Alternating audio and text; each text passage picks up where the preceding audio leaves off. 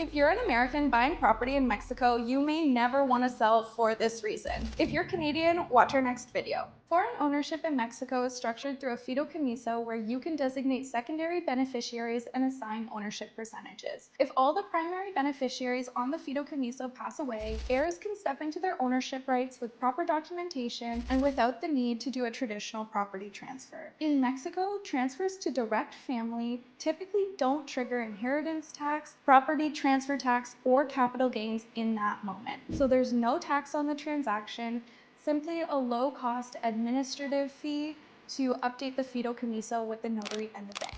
Now here's where things get interesting. Your kids inherit the property at its current market value, not what you originally paid, and the property receives a step up in value. So for example, if you bought the property at $500,000 and it was worth $1 million at the time of your passing, their starting point for US tax purposes is at $1 million, and the $500,000 gain is effectively reset, while typically the estate does not pay capital gains tax on that gain. This structure makes passing properties across generations simple and low cost for US buyers. And if the property is eventually sold, Mexico will tax capital gains from the acquisition value, but the US allows you to apply a foreign tax credit so you're not double taxed on the same income. If you're thinking about buying in Cabo with your family in mind, this is something worth understanding early on.